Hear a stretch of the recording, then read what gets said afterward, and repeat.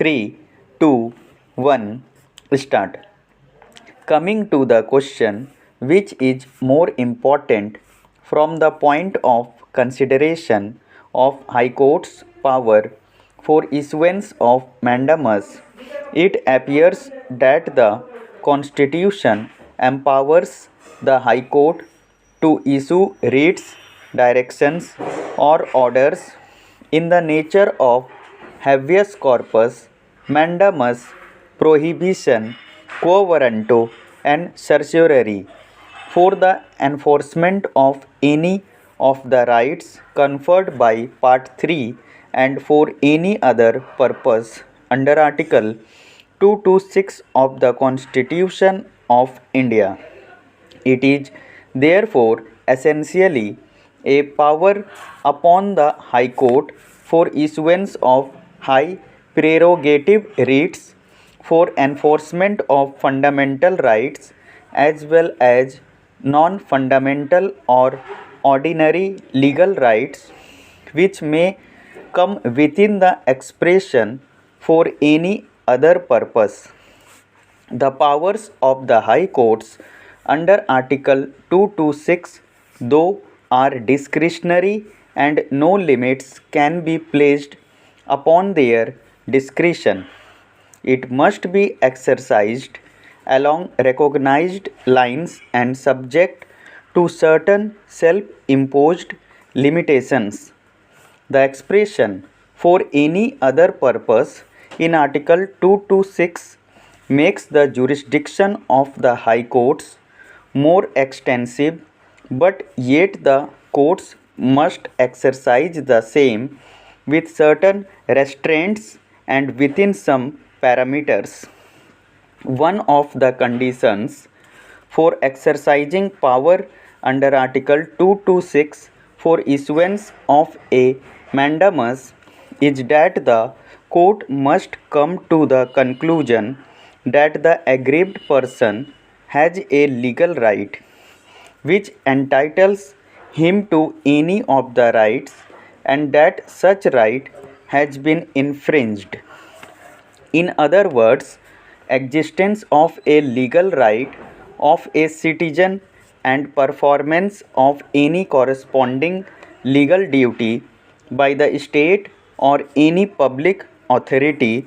could be enforced by issuance of a writ of mandamus. Mandamus means a command.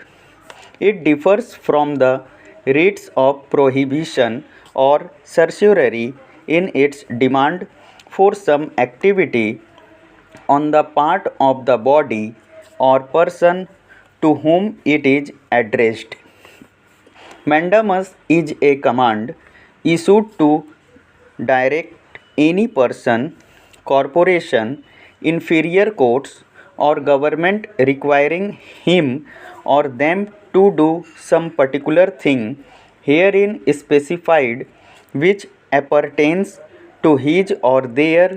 office and is in the nature of a public duty. A mandamus is available against any public authority, including settlements, administrative and local bodies, and it would lie to any person who is under a duty imposed by statute or by the common law to do a particular act.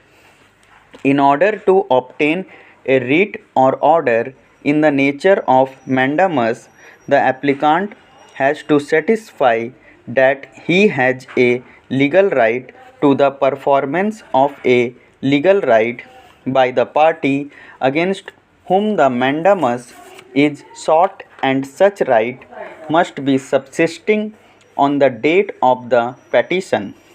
The duty that may be enjoined by mandamus may be one imposed by the Constitution, a statute, common law, or by rules or orders having the force of law. When the aforesaid principles are applied to the case in hand, so called right of the respondents, depending upon the conclusion that the Amendment Act is constitutionally invalid and therefore the right to get interim payment will continue till the final decision of the Board of Revenue cannot be sustained when the Supreme Court itself has upheld the constitutional validity of the Amendment Act and further declared in the said appeal that interim payments are payable till determination is made by the director under section 39. The High Court, in exercise of issuance of mandamus, could not have said anything contrary to that on the ground that the earlier judgment in favor of the respondents became final, not being challenged.